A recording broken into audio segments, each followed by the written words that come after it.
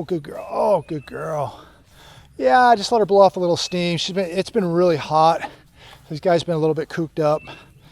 So I took her to Rural King last night for a nice walk and a nice drive just to get her out of the house. She seems to really enjoy that. Maybe later tonight I'll take Turbo out, but just let her do a little bit of bite work here. Oh yeah, good girl. Oh, good girl. Good girl. Oh yeah. Oh, good girl. Oh, that's a good girl. Nice, nice, good girl. Ooh.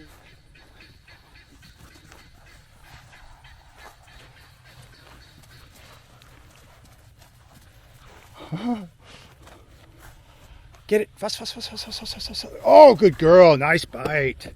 Nice bite. That's a good girl. That's a good girl. Yeah, it's got a nice bite.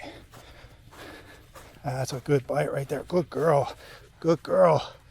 Atta girl. Atta girl. Atta girl. Good girl. Good girl. Good girl. That's a good one there. Good girl.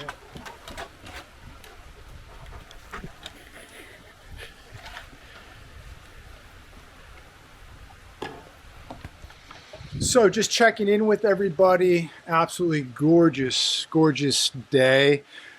Second day where we're getting a really good, decent amount of rain, and we actually really need it. So it's really going to compact the range down. All that clay looks real good. All the palm trees, coconut, banana tree, all the fruit trees that we planted out there, everything is just absorbing all this water. And of course the garden just looks really, really good. So I'm going to probably have to get out here in the next couple days when this dries out and start mowing the grass, because it was probably mowed 5-6 days ago, and it's unbelievable how much it has already grown. And now with this water, it's going to just go crazy. But an absolutely gorgeous day.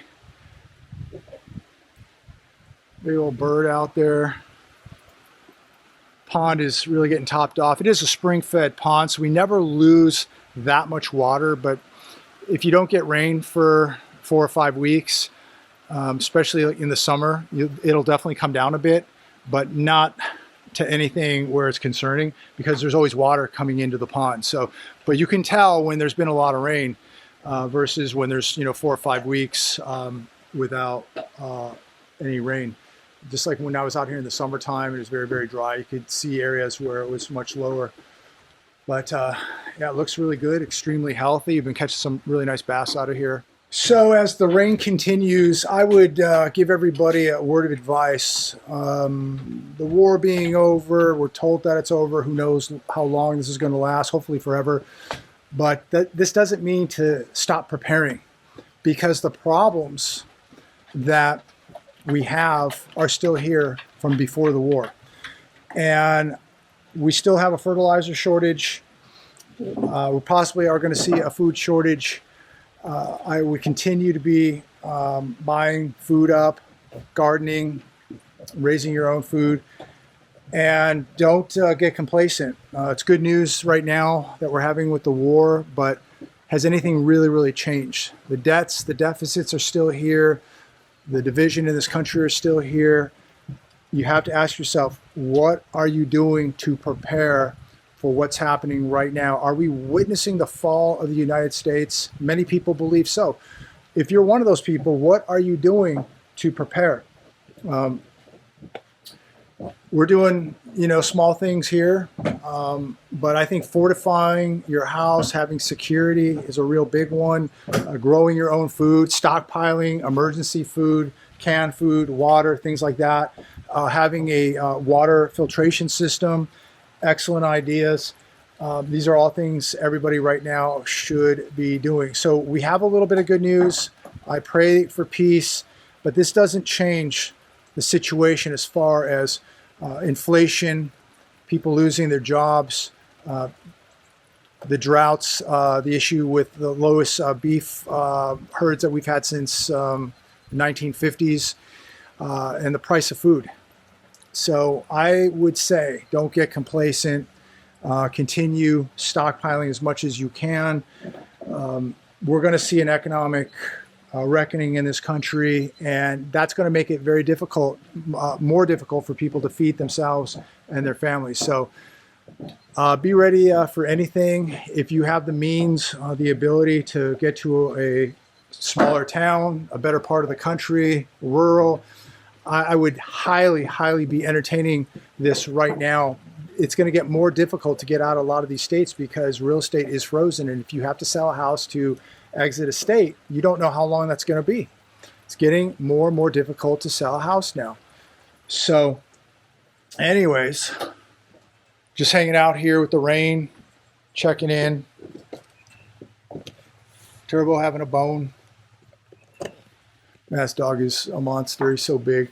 But he's really actually a big sweetheart, if you know him. If you know him. If you don't, he's not such a sweetheart. But he definitely watches over this property. I will definitely say that. And his little sidekick, Roxy, going to be a good one. She's nicer, but you can definitely tell us that she has another side to her also. So anyways, just checking in. Southern Alabama. Hope all is well. Thanks for subscribing. If you're not subscribed, please subscribe. If you want to support the channel, please subscribe. Click that little subscribe button down below. Hit the bell notification. You'll be alerted with the newest videos. I want to get more videos going out here, but it's been busy with a lot of stuff, so hopefully I'll have a little bit more time here. We can talk a little bit more about living rural and things that are going on here in the rural communities. And nothing's perfect, ladies and gentlemen. There's problems everywhere. There are businesses even here that are closing down. There's restaurants that have shut down. There's a mall out here that is struggling. Did a video on that a while back. So the struggles are everywhere. You can't escape the struggles. That's for sure. But you can at least put yourself in a place where you can be a little bit more self-sufficient. I think that's really what it's all about, is being as self-sufficient as you can. So having a little bit of land, having water, having animals, having a garden makes you a bit more self-sufficient, buys you some time, that is for sure. So, just something I want to share with everybody, something to think about. Again, not for everybody, but man, when things do fall apart in this country, I would hate to be in a big city, that is for sure. And you have to ask yourself, how would you even escape a place like LA? You're going to go down the 405, you're going to go down the 5, the 110, the 605. Can you imagine just trying to get out of a city like LA? Impossible, impossible. If you're planning on getting out of these places, do it now before it is too late. I don't think you will regret it. The lifestyle is so much more relaxing. The people are so much more laid back and willing to help you with anything. It's just unbelievable, the difference in people. And there's good people everywhere and there's bad people everywhere. But percentage-wise, the people out here, there's no doubt a difference in the people here versus the people in California. Not to say there's not good people in California. There's a lot of good people in California. But percentage-wise, I just think the people out here, it's a higher percentage. And people are willing to go the extra mile to make sure they do a good job for you. They appreciate what they have. They appreciate having a job. And I didn't see that as much in California. So let me know how it is in your area. But, still, if you go to a restaurant and people just hate, working at McDonald's for $20 an hour like they do in California, do you see that where you live? We were seeing that for a long time in California, working in these fast food jobs for 20, 25 bucks and just, giving you the worst service. They don't care. They don't care that if they have a job. They don't even want to. They don't want to work. They want to go back to when they were getting free money. That's like a lot of people. That's like millions of people wish they didn't have to work, and they resent the fact that they had to go back to work because they thought they were going to get free money forever. But it's a different mentality here in the South. People don't just want handouts. People work for what they have. They're proud to work. A lot of people will not accept a handout. It's just different. So, but rain's subsiding a little bit right now. I think probably in the next hour might let up a bit, but we definitely have a lot of water right now and things are green and lush. I'm gonna go check the garden in a little bit, but the garden's been getting a lot of water. I've been watering it myself quite a bit, and then now the last 2 days with all this rain, and I got to tell you the difference in the quality of food. Getting a tomato out of your own garden versus what you buy at the grocery store.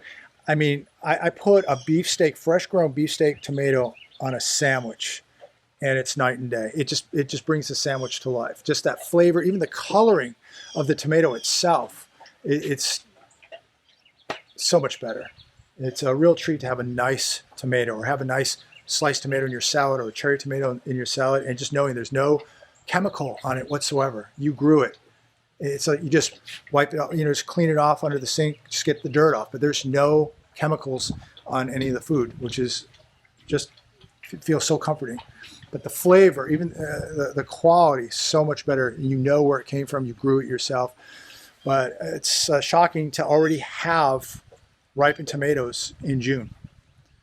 So it's a real treat, real treat, because I haven't grown a tomato since I was a kid and outside of Chicago. But a real treat. The bell peppers have been real good. It'd be interesting to try the sweet potatoes when those pop up, the lettuce. Yeah, so and we've got some other things in there. So, and time to plant more things in the garden. But it's a trial run. It's been working out pretty well. But just having fresh vegetables, what a treat. What a treat. Highly advise it. Highly advise it. A lot of cardinals out today, enjoying the rain. But yeah, it's lightening up here a little bit. Anyways, talk to you later.